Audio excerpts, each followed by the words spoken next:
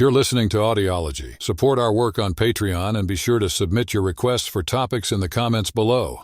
Bleeding Kansas, also known as Bloody Kansas or the Border War, was a period of violent conflicts that took place primarily in the Kansas Territory, and to some extent in western Missouri, between 1854 and 1859. The violence erupted from a contentious debate over whether the soon-to-be state of Kansas should permit slavery. Clashes included widespread electoral fraud and violent acts like raids and murders, perpetrated mostly by pro-slavery advocates known as border ruffians, and met with reprisals from anti-slavery Free Staters. Kansapedia of the Kansas Historical Society reports that there were at least 56 political killings during this time, though the total number could be as high as 200. The term tragic prelude has been used to describe these events, which essentially set the stage for the American Civil War that followed. A central issue of the conflict was the impact Kansas's statehood would have on the balance of power in the U.S. Senate, which was deeply divided over the issue of slavery. The Kansas-Nebraska Act of 1854 introduced the idea of popular sovereignty, putting the power to decide on slavery into the hands of Kansas settlers. This arrangement intensified the existing sectional conflict, drawing in many from the slave state of Missouri, who attempted to sway the vote by falsely claiming residency in Kansas. The territory essentially experienced its own civil war, complete with opposing capitals, pro-slavery Lecompton and anti-slavery Lawrence, later Topeka, constitutions, and legislatures. The struggle attracted aid from both local and national supporters, with Presidents Franklin Pierce and James Buchanan backing the pro-slavery side. Despite the federal government's support for pro-slavery factions and the ensuing violence, the majority of Kansas residents ultimately sought a free state status, a stance blocked for a time by Southern congressional representatives. Kansas would ultimately join the Union as a free state on January 29, 1861, as a result of the departure of several Southern senators who left Congress during the secession crisis that precipitated the Civil War.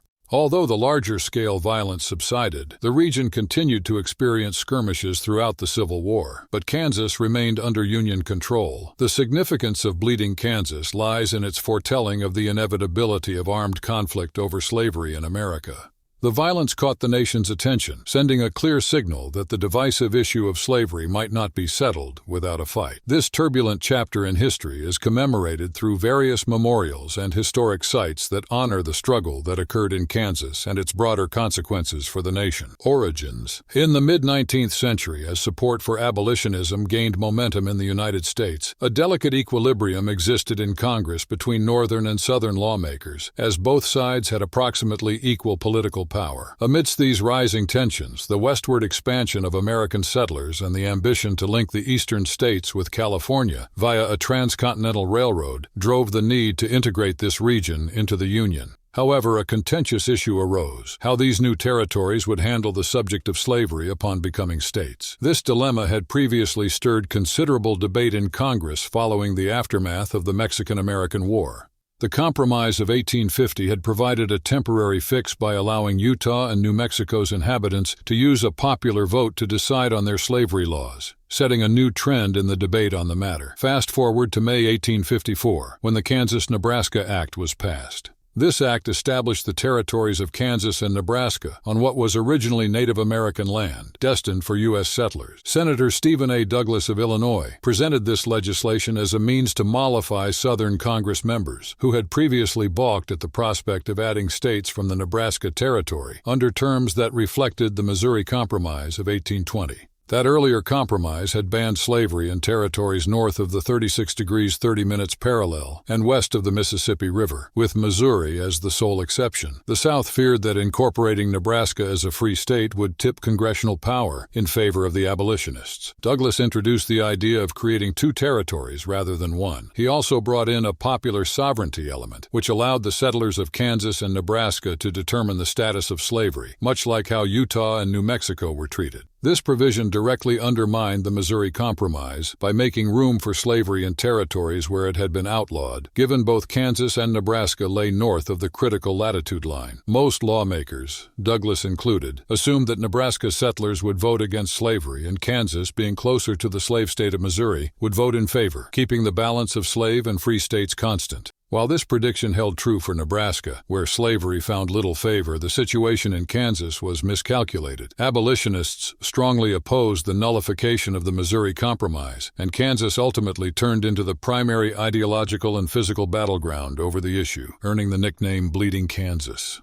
Horace Greeley's New York Tribune was instrumental in popularizing the term Bleeding Kansas. It first appeared in a report on the North American National Convention on June 16, 1856, in which Colonel Perry from Kansas described the territory's dire condition and influence on the upcoming presidential election. The Tribune's introduction of Bleeding Kansas into mainstream language is credited to a poem by Charles S. Wayman, published on September 13, 1856, which vividly described Kansas's violent struggle against the institution of slavery. Early elections. As the Kansas Territory was being settled, a rapid influx of immigrants who were divided over the issue of slavery made their way there. The motivation was to establish a presence and secure voting rights to influence whether Kansas would become a free or slave state. Among the early settlers were people from slaveholding states, mainly Missouri, who were committed to the pro-slavery cause and founded towns like Leavenworth and Atchison. The Pierce administration, aligning with pro-slavery views, appointed territorial officials sharing its stance.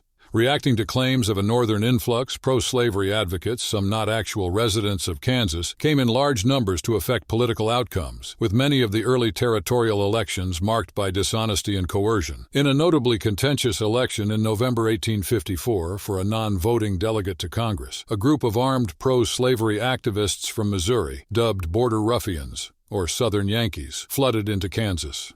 They effectively tipped the vote in favor of John Wilkins Whitfield, the pro-slavery Democratic candidate. An investigation later showed that the majority of votes in that election were fraudulent.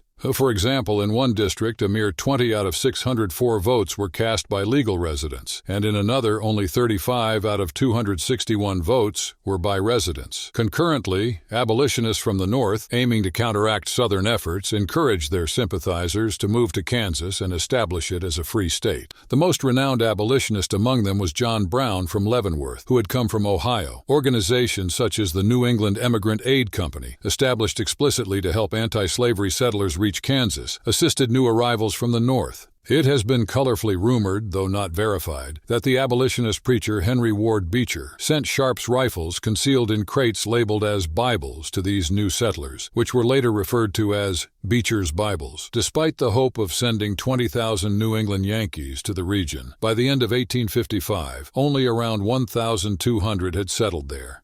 Even so, the significant media attention and the efforts of aid operations contributed to the national frenzy over Kansas's destiny and were crucial in establishing communities like Lawrence, Topeka, and Manhattan, which later became bastions of Republican and abolitionist ideologies. First Territorial Legislature. On March 30, 1855, the Kansas Territory conducted elections to form its inaugural legislature, which carried the significant responsibility of determining the legal status of slavery within its borders. During this election, large numbers of pro-slavery activists known as Border Ruffians from the neighboring state of Missouri entered the territory and cast their votes, leading to the election of pro-slavery representatives in 37 out of 39 seats.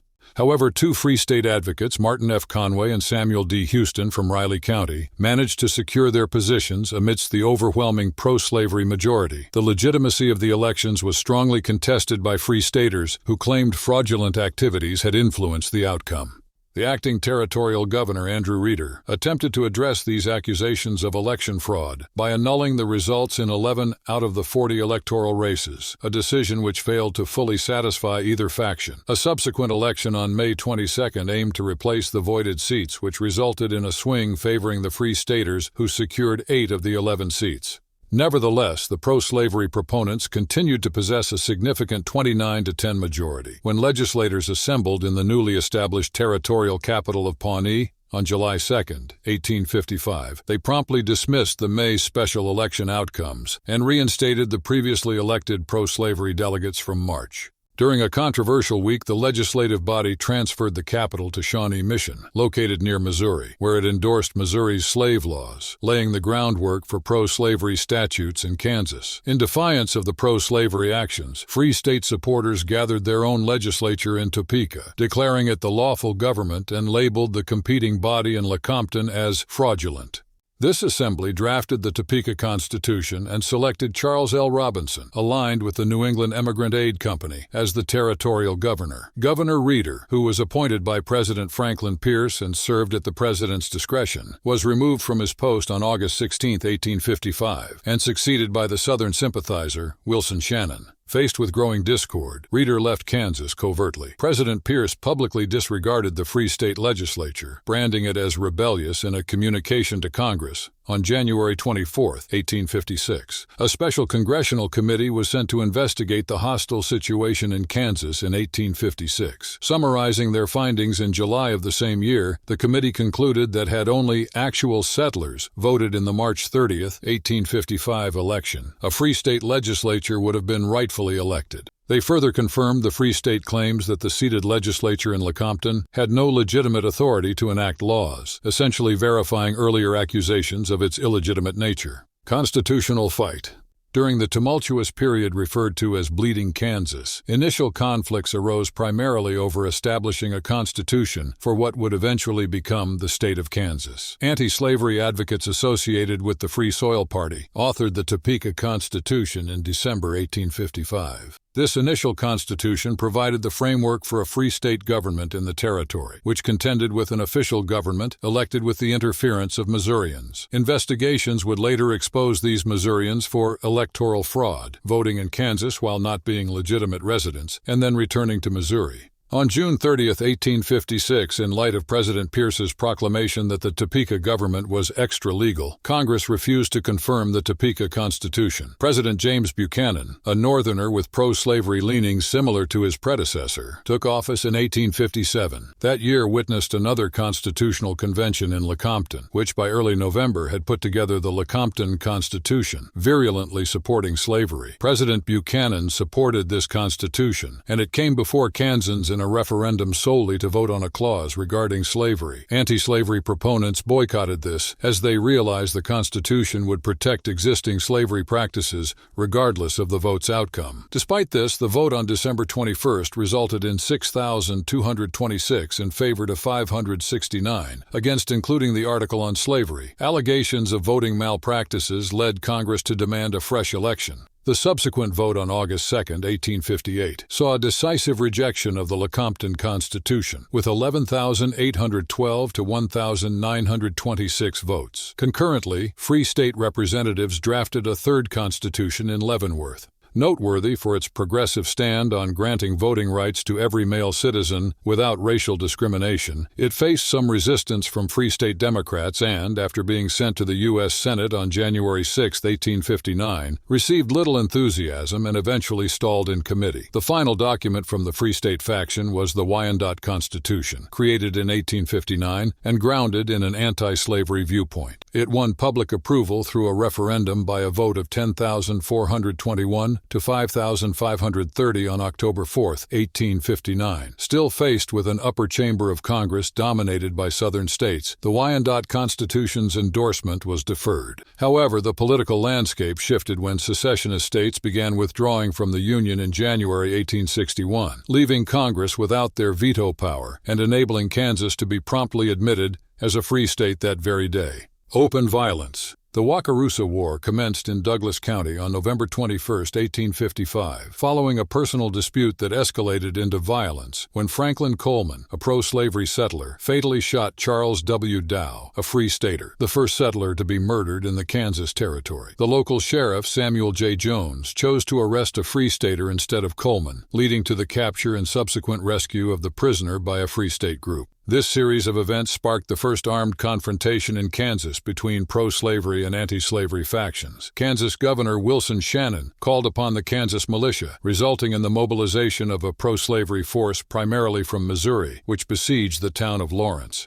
Equipped with stolen arms and a cannon, they faced a militia from Lawrence under the leadership of Charles L. Robinson and James H. Lane. The siege ended without significant violence after a peace agreement was brokered by Governor Shannon, with the assistance of David Rice Atchison. During the turmoil, another Free Stater named Thomas Barber was killed near Lawrence on December 6. On May 21, 1856, the sacking of Lawrence occurred as pro-slavery groups invaded Lawrence, setting the Free State Hotel ablaze, destroying 2 anti-slavery newspaper offices and looting homes and stores. Among these attackers was the Kickapoo Rangers of the Kansas Territorial Militia, who employed a cannon, dubbed Old Kickapoo, previously used in the Mexican-American War. This weapon was later retrieved by anti-slavery forces and taken back to Leavenworth. In Washington, D.C., during May 1856, Senator Charles Sumner of Massachusetts unleashed a fierce verbal attack on slavery proponents, dubbing them as bedfellows with the harlot of slavery in his speech, The Crime Against Kansas. In this speech, he sharply criticized South Carolina Senator Andrew Butler, likening his pro-slavery stance on Kansas to the violation of a virgin. This provoked a brutal response from Butler's cousin, Congressman Preston Brooks of South Carolina, who assaulted Sumner with a cane on the Senate floor, almost killing him. The incident polarized the nation and epitomized the tension between the North and the South. Following the attack, Brooks received widespread support from pro-slavery advocates, including gifts of canes bearing the inscription, "Hit him again." His act was celebrated by renaming towns and counties in his honor. Ralph Waldo Emerson, an American philosopher and Harvard alumnus, decried the act and impending division, affirming, "I do not see how a barbarous community and a civilized community can constitute one state. I think we must get rid of slavery, or we must get rid of freedom."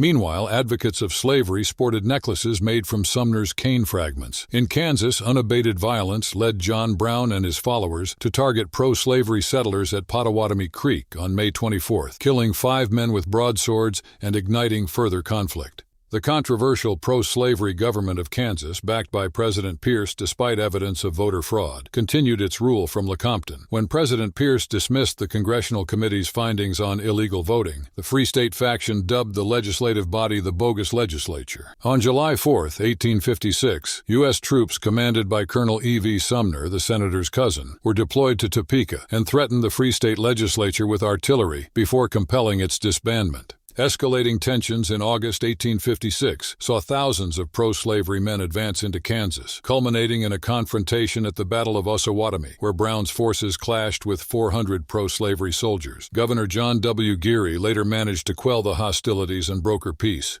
However, intermittent violence ensued until 1859, including the Marais des Cygnes massacre, the nonviolent escape of slaves in the Battle of the Spurs, led by John Brown, and the Bleeding Kansas conflict, which claimed approximately 56 lives. Even after Kansas adopted a free state constitution in 1859, violent acts persisted, such as the destruction of homes of free state supporters by Colonel Cowan and U.S. Dragoons in 1860, highlighting the continued sectional tension leading up to the Civil War. Kansas admitted as a free state. In the early part of 1861, the deadlock in Congress was resolved following the election of President Abraham Lincoln, which led to the departure of 7 Southern states from the Union. Prior to this, Southern senators had repeatedly stalled Kansas's admission as a free state, despite its approval by the House of Representatives.